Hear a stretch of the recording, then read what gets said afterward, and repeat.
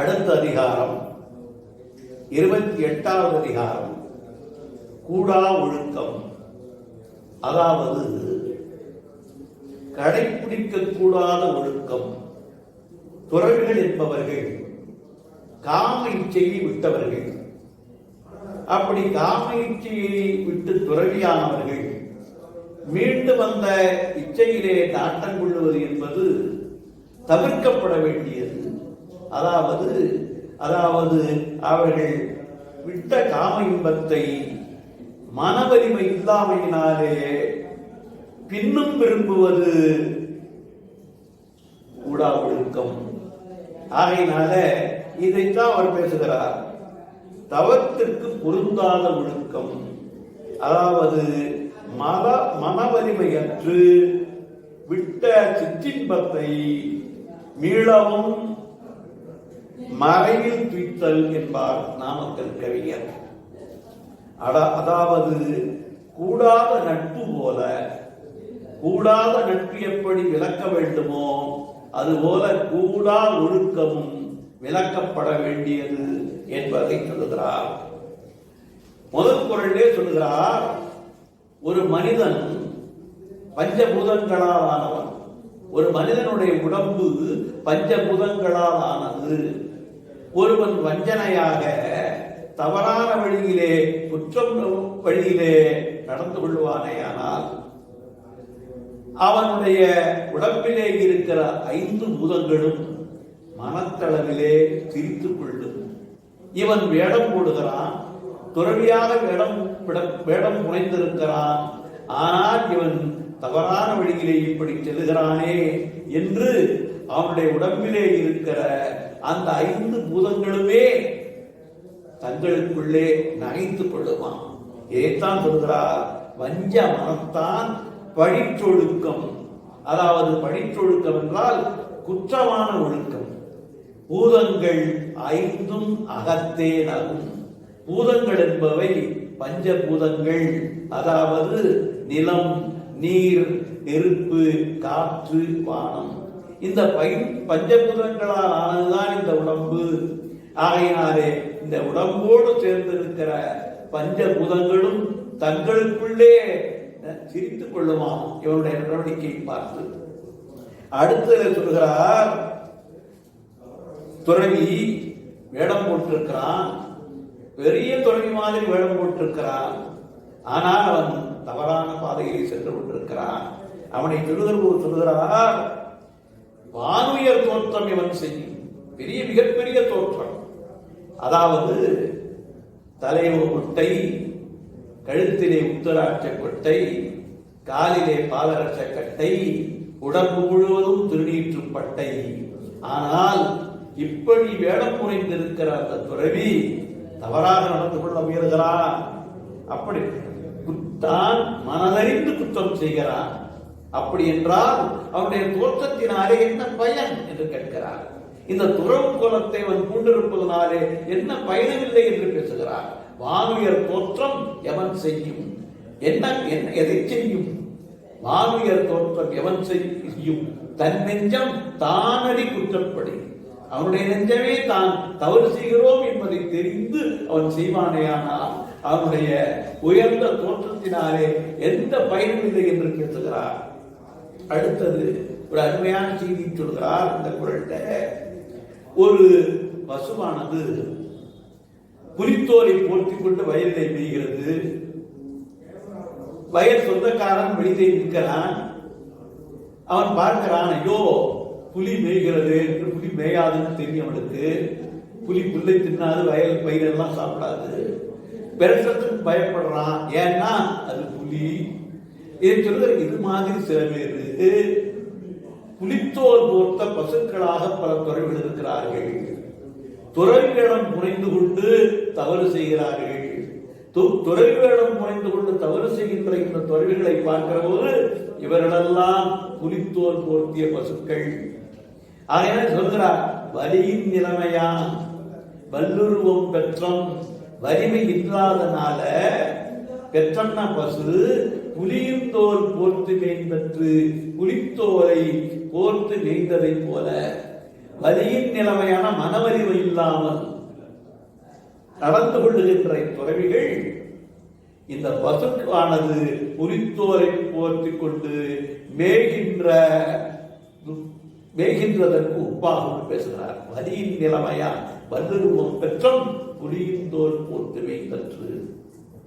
அடுத்தது இன்னொரு குரல்ல சொல்லுகிறார், தவவேடத்திலே மறைந்து கொண்டு அல்லவை செய்தல், அதாவது தவத்துக்கு அல்லாத காரியங்களை செய்தல், அதாவது சிற்றின்பத்தில் ஈடுபடுதல், பிற மகளிரை நாடுதல், இது இருக்கிறதே. இது எப்படி இருக்கிறது என்றால், ஒரு புதரிலே மறைந்து கொண்டு வேடுவன் பறவைகளை பிடிப்பது போல, புதரிலே மறைந்து கொண்டு வேடுவன் பறவை பிடிப்பது போல, துறவு கோலத்திலே மறைந்து கொண்டு தவறான காரியத்தை செய்கிறான் துறவி. இப்படி இதற்கு ஓமை சொல்கிறார். அந்த வேடுவன் என்ன செய்கிறான்? ஒலி எழுப்பி பறவைகளை பக்கத்திலே வரவழைத்து அவற்றை எல்லாம் பிடித்துக் கொள்கிறான். புல் சிமிழ்த்தற்று, சிமிழ்த்து எல்லாம் ஒலி எழுப்பி எப்படி பறவைகளை வேடுவன் பக்கத்திலே வரவைத்து அவற்றையெல்லாம் கவர்ந்து கொள்கிறானோ, அதுபோல இந்த துறவிகள், அதாவது வேடம் புரிந்து மறைவாக, அதாவது துறை வேடத்திலே மறைந்து கொண்டு தவறான காரியத்தில் ஈடுபடுகிறார்கள் என்று சொல்கிறார். தவமறைந்து அல்லவை செய்தல், புதல் மறைந்து வேட்டுவன் குளிச்சு விட்டற்று. அடுத்து சொல்கிறார், பற்றற்றேன் என்பார் படித்தொழுக்கம். சில பேர் எனக்கு பற்றில்லை, ஆசை இல்லை என்று சொல்லிவிட்டு தவறான காரியத்தில் ஈடுபடுகிறான். அவன் என்ன பண்ணுவானா, எத்தென்று ஏதும் பலவும் தரும், ஐயோ என்ன செய்தோம் என்று அவன் வருந்துகிற மாதிரி அவனுக்கு பல துன்பங்கள் ஏற்படும். அவன் வேண்டுமானால் அப்படி எனக்கு பற்றில்லை என்று சொல்லிக்கொண்டு தவறு செய்கிறவன் பிறகு ஐயோ என்ன செய்தேன், இப்படி தப்பு செய்து விட்டோமே என்று வருந்துகிற மாதிரி அவனுக்கு துன்பம் ஏற்படும் என்று பேசுகிறார். அடுத்த குறளில் சொல்கிறார், நெஞ்சில் துறவார் போல் வஞ்சித்து வாழ்வாரி மங்கனாரி. மனதளவிலே துறவியாகாமல், மனத்தளவிலே துறக்காமல், துறை போல வேடமிடுகிறவர்கள், வேடமிட்டு வஞ்சித்து வாழுகிறவர்களை போல கொடியவர்கள் யாரும் இல்லை என்று பேசுகிறார்கள். மிக கொடியவர்கள். ஏனென்றால் துறை போல வேடமடித்து போய் வாழ்வாடுகிறார்கள். அதை சொல்கிறார். அடுத்து சொல்கிறார் ஒரு அருமையான குறள், குன்றிமணியை சொல்கிறார். இந்த குன்றிமணி எப்படி இருக்கும்? அத குன்றிமணி என்பது பழைய சொல்லு, எல்லாருக்கும் குண்டுமணிங்கிறாங்க. அதுல ஒரு பக்கம் சிகப்பா இருக்கும், மோனையில கருப்பா இருக்கும். இது மாதிரி இந்த துறவிகள் என்ன பண்றாங்க, பார்க்கறதுக்கு வேடம் முனைந்து கொண்டு துறவி பெரிய துறவின்னு நினைக்கிற மாதிரி இருக்கிறார்கள் புறாளத்துல. ஆனா மனசுக்குள்ள வஞ்சனை இருக்கிறது, அந்த கருவை இருக்கிறது, அந்த வஞ்சனை தெரிவதில்லை. எப்படி குன்றிமணியினுடைய புறம் சிகப்பாக இருக்கிறது, ஆனால் மன கருப்பா இருக்கு. அந்த குன்றிமணி அந்த கொடியிலே, அந்த குன்றிமணி கொடியிலே இருக்கிற போது அந்த கருப்பு பகுதி வெளியிலே தெரியாது, அந்த சிகப்பு தான் தெரியும். இதை சொல்லுகிறார், புறம் குன்றி கண்டனை வேணும். புறம் குன்றிமணியை போல காட்சியளித்தாலும், நல்ல சிகப்பாக இருந்தாலும் கூட அகம் குன்றி மூக்கின் கரியார் உடைத்து, இந்த மனசுல கருவை வைத்துக் கொண்டிருக்கிறவர்கள் எதை போல குன்றிமணியுடைய முனையிலே கருப்பு இருக்கிறது, யாருக்கும் வெளிப்படையாக தெரிவதில்லை. அது மாதிரி இந்த தவவேடம் தாங்கி இருக்கிறவர்கள் வெளியிலே மிக பெரிதாக தெரிகிறார்கள், ஆனால் அவர்கள் மனசிலே மாசு இருக்கிறது என்று சொல்கிறார். அடுத்த குறள்ல, மனத்தது மாசாக மாண்டார் நீராடி மறைந்தொழுகும் மாந்தர் பலர். அதாவது மனசில் அழுக்கை வைத்துக் கொண்டு மாட்சிமை உடையவர்கள் போல நீராடி நீரிலே எல்லாம் மூழ்கி வேடம் புனைகிறவர்கள் இருக்கிறார்களே, இப்படி பல பேர் இருக்கிறார்கள். இவரிடம்லாம் ஓய்வு துறவிகள், இவருடைய ஒழுக்கமெல்லாம் கூடா ஒழுக்கம் என்ற செய்தியை சொல்கிறார். அடுத்த குறள்ல, கணை இருக்கிறது, கணை நாம்பு, யாழ் இருக்கிறது, யாழ் விட்டால் இசைக்கருவி, கணை நேராக இருக்கிறது, நீட்டமாக இருக்கிறது, ஆனால் இசைக்கருவி உடைந்திருக்கிறது. அந்த கணை இருக்கிறது, அம்பு இருக்கிறதே, அது உயிரை கொள்ளுகிறது. ஆனால் அந்த யாழ் இருக்கிறதே இனிமையான இசையை தருகிறது. ஆகையினாலே நேராக இருக்கிறது என்பதனாலே அம்பு உயர்ந்ததும் அல்ல, வளைந்திருக்கிற காரணத்தினாலே யாழ் தாண்டதும் அல்ல. ஆகையினாலே இந்த அம்பையும் யாழையும் ஒப்பிடுகிற போது அதனுடைய செயலை வைத்துக் கொண்டுதான் நாம் அதை அளவிட வேண்டும். அதுபோல மனிதனுடைய புறத்தோற்றத்தை வைத்துக் கொண்டு நாம் எந்த ஒரு முடிவுக்கும் வரக்கூடாது. கணை கொடிது யாழ் கோடு செவ்விது. கணை நேராக இருக்கிறதானால் கொடிய செயலை செய்கிறது, யாழ் வளைந்து இருக்கிறதானால் அருமையான இசையை தருகிறது. அதுபோல அவரவர்கள் செய்கின்ற வினையை வைத்துக் கொண்டு செயலை வைத்துக் கொண்டு அவளை நாம் அளவிட வேண்டும் என்று சொல்கிறார். அடுத்தது 10வது குறள் சொல்கிறார், மழித்தரும் நீட்டரும் வேண்டாம் உலகம் வழித்தது ஒழித்து விடி. அதாவது முடி வளர்க்கிறார்கள், சடை வளர்க்கிறார்கள், ஆனால் மனசுக்குள்ளே அடுக்கி வைத்திருக்கிறார்கள். நல்ல மொட்டையடித்து துறவியாக காட்சியளிக்கிறார்கள், ஆனால் அவருடைய மனம் தூயதாக இல்லை. வள்ளுவர் என்ன சொல்கிறார், இந்த புறத்தோற்றம் என்பது தேவையில்லைப்பா. நீ உன்னுடைய மனத்தை தூய்மையாக வைத்திருந்தால் பிறர் சான்றோர்கள் பழிக்கிறதை ஒழித்து விட்டால். சான்றோர்கள் எதை படிக்கிறார்கள்? ஆசை விடு துறவி என்றால் பற்றற்று இருக்க வேண்டும் என்று சொல்கிறார்கள். அப்படி பற்றை விட்டுவிட்டால் சான்றோர்கள் எதை வலியுறுத்தி சொல்கிறார்களோ அதை நீ கடைபிடிப்பையானால் உனக்கு எது தேவையில்லை? மொட்டையடிப்பதும் தேவையில்லை, சடை வளர்த்துக் கொள்வதும் தேவையில்லை என்பதை மழித்தரும் நீட்டரும் வேண்டாம். உலகம் பழித்தது ஒழித்து விடி. உலகம் என்றால் உலகம் என்பது உயர்ந்த ஒரு வெற்றே. உலகத்திலே இருக்கிற பெரியவர்கள் எதை வெறுக்கிறார்களோ, எதை வெறுத்து ஒதுக்கிறார்களோ, அதை எந்த துறவி ஒதுக்குகிறானோ அவன் மொட்டை போடவும் வேண்டியதில்லை, முடிவளர்க்கவும் வேண்டியதில்லை என்ற கருத்தை மிகச் சிறப்பாக சொல்கிறார். ஆகையினால இங்கே இந்த அதிகாரம் கூட அவர்களுக்கு நிறைவேற்றது. அடுத்தது 29வது அதிகாரம் கல்லாமைக்கு வந்திருக்கிறோம். கல்லாமை என்றால் களவு செய்ய கருதாமை. அதாவது களவு யாரும் செய்யக்கூடாது, இருந்தாலும் துறவி கண்டிப்பாக செய்யக்கூடாது என்பதனால இது துறவரத்திலே வைக்கப்பட்டிருக்கிறது. களவு செய்ததை கூட வள்ளுவர் சொல்லவில்லை. களவு செய்ததை விட களவு செய்ய கருதுவதே குற்றம் என்று பேசுகிறார். அதாவது என்ன சொல்கிறார்? முதல் குறளிலேயே ஒருவன் பிறரால் எண்ணப்பட வேண்டும் என்று கூடாது என்றால், ஒருவன் பிறரால் இகழப்படக்கூடாது என்றால் அவன் அந்த கண்ணாமையை, களவு செய்ய கருதாமையை தன்னுடைய நெஞ்சிலே வைத்து காக்க வேண்டும், நெஞ்சிலே வைத்து போற்ற வேண்டும் என்று பேசுகிறார்.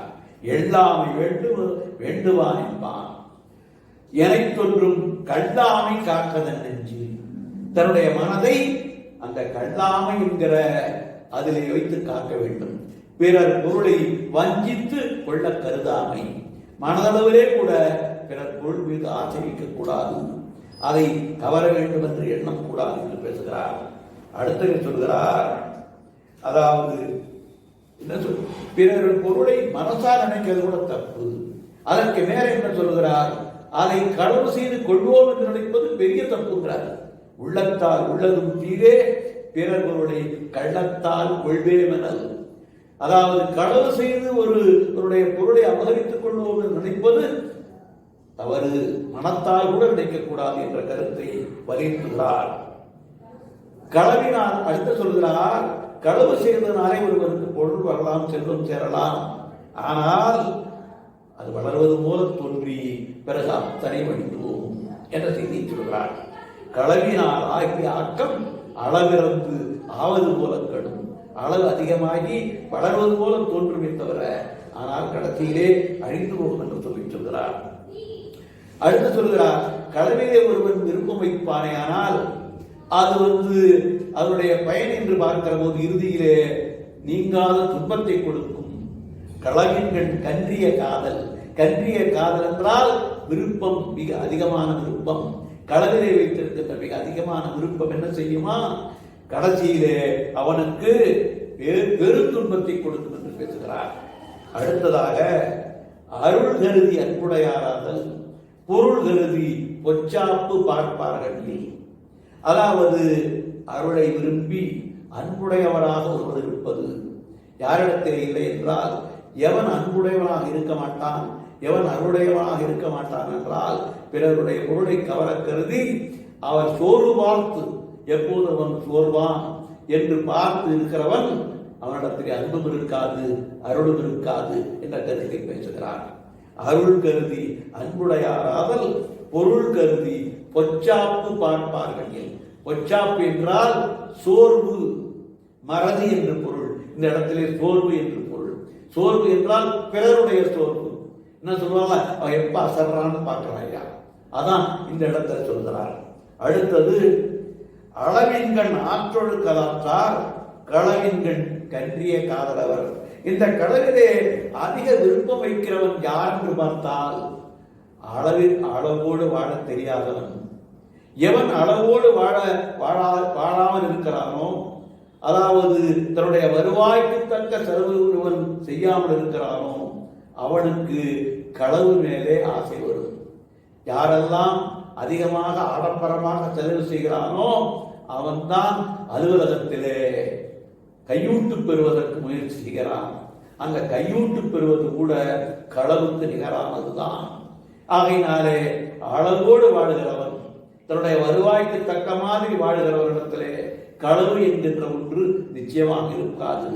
ஆகையினாலே துறவி என்பவன் அளவறிந்து வாழ வேண்டும். அதாவது சில பேர் துறவிகளாக கூட இருக்கலாம். அவர்கள் என்ன செய்வார்கள், ஆடம்பரமான விழாக்கள் நடத்தி அதிகமாக செலவு செய்வார்கள். பிறகு என்ன செய்வார்கள், எங்கேயாவது யாரிடத்திலாவது ஏமாற்றி பணம் பறிக்க முடியுமா என்று பார்ப்பார்கள். அதைத்தான் பேசுகிறார். அடுத்து சொல்கிறார், களவென்னும் காரறிவாண்மை அளவென்னும் ஆற்றல் புரிந்தார்கள். களவு என்னும் காரறிவாண்மை என்கிற சொல்லுகிற போது களவு என்கின்ற இருள் என்று பேசுகிறார். களவை இருள் என்கிறார். இந்த இருள் யாரிடத்திலே இல்லை என்றால் அளவோடு அளவென்னும் ஆற்றல் புரிந்தவர். 2-3 குறள்ல ஒரே கருத்தை வலியுறுத்துகிறார். மாறி வேறமா, அதாவது அளவோடு வாழ்க, அளவறிந்து வாழ்க என்கிற கருத்தை தான் சொல்லுகிறார். அப்படி அளவறிந்து வாழ்கிறவன் வேற இடத்துல கூட சொல்லுவார், ஈகு கொடுக்கின்ற போது கூட ஆற்றின் அளவறிந்து ஈகம்பார். உன்னுடைய வருவாயறிந்து உன்னுடைய செல்வத்தை அறிந்து பிறருக்கு கொடுப்பார். அது மாதிரி இங்கேயும் களவென்னும் காரறிவாண்மை. காரறிவாண்மை என்றால் இருள். களவென்கிற இருள் யாரிடத்தில் இருக்கிறது, யாரிடத்தில் இல்லை என்றால் அளவென்னும் ஆற்றல் புரிந்தார்கள். அளவோடு வாழ்கின்ற ஆற்றலை பெற்றவரிடத்திலே அது இல்லை என்று பேசுகிறார். அளவறிந்தான் நெஞ்சத்து அறம் போல இருக்கும் களவறிந்தார் நெஞ்சில் கரவு. அளவறிந்தார் நெஞ்சத்திலே கல்லாமை என்கிற அறம் நிலைத்து நிற்கும். அதுபோல களவறிந்தார் களவு செய்யோட நெஞ்சத்திலே வஞ்சனை நிலைத்திருக்கும். அதாவது கல்லாமை என்பதை பேசுகிறார். அளவறிந்தார் நெஞ்சத்து அறம் போல் இருக்கும் களவறிந்தார் நெஞ்சில் கரவு. அளவோடு வாழ அறிந்தவரிடத்து கல்லாமை என்னும் அறம் நிற்பது போல களவை விரும்பியவரிடத்து வஞ்சனை நிற்கும் என்று பேசுகிறார். அடுத்ததாக 9வது குறளிலே பேசுகிறார், அளவல்ல செய்தாங்கே இவர் களவல்ல மற்றைய தேற்றாதவர். களவை தவிர மற்றவற்றை அறியாதவர் இருக்கிறார்களே, அவர் என்ன செய்வார்களாம், அளவல்ல செய்து அளவுக்கு அதிகமான அளவுக்கு மிஞ்சிய காரியங்களை செய்து அழிந்து போவார்கள். அளவல்ல செய்தாங்கே இவர் களவல்ல மற்றைய தேற்றாதவர் என்று பேசுகிறார். கடைசி குறளை பேசுகிறார், கழ்வார்க்கு தள்ளும் உயிர்நிலை. உயிர்நிலை நான் சொன்ன மாதிரி உடம்புண்டு. அதாவது களவு செய்கிறவர்களுக்கு இந்த உடம்பு நிற்காது. களவு செய்கிறவர்கள் களவிலே ஈடுபடுகிற போது என்ன செய்வார்கள், பிறரால் தாக்கப்பட்டு கொல்லப்படக்கூடும். அங்கே பாம்பு போன்ற விஷ ஜந்துக்கள் அவர்களை தீண்டி அவர்களை கொல்லக்கூடும். அதனால பேசுகிறார் இங்கே, இந்த களவு செய்வதற்கு இந்த உயிர்நிலை இருக்கிறதை கூட உயிர்நிலை என்று பரிடத்தில் உடம்பை சொல்வார். உயிர்நிலை தள்ளும் அப்படின்னா அவர்கள் விரைவிலே இறந்து விடுவார்கள். அப்படி களவு செய்யாதவர்களை புத்தேடுவது வானுலகம் வரவேற்கும். களவு செய்தவர்களை இந்த களவு செய்தவர்கள் விரைவிலே மாண்டு போவார்கள். ஆனால் களவு செய்யாதவர்களை வானுலகம் வரவேற்கும் என்று பேசுகிறார். அதாவது களவு செய்கிறவருக்கு அற்பாயுள் தான் இருக்கும். ஏதாவது இடத்திலே அவன் சிக்கிக்கொண்டு மாண்டு போக வேண்டிய ஒரு சூழ்நிலை ஏற்படும் என்று பேசுகிறார். அதாவது கல்வரை அவர் உடம்பும் வெறுக்கும். அவர் இந்த உடம்பு கூட வெறுக்குமா. ஆகையினால இந்த வர விட்டு போனா போதும் இந்த உடம்பு நினைக்குமா. ஆகையினாலே களவு செய்தாரை தொலைவில் இருக்கின்ற தேவரும் கூட களவு செய்யாதவர்களை வரவேற்பதற்கு காத்திருப்பார்கள் என்று பேசுகிறார். ஆகையினால 2 அதிகாரம் நாம் பார்த்தோம். ஒன்று கூடா ஒழுக்கம், மற்றொன்று கல்லாமை.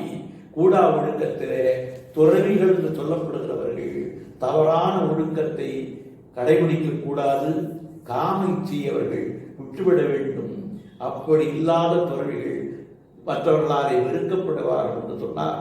அடுத்தது கல்லாமை என்கிற அதிகாரத்திலே பிறர் பொருளை களவு செய்ய மனதால் கூட களவு செய்ய நினைக்கக்கூடாது என்பதை இந்த கல்லாமை என்கிற அதிகாரத்திலே வலியுறுத்தி சொல்கிறார். அனைவருக்கும் நன்றி, வணக்கம்.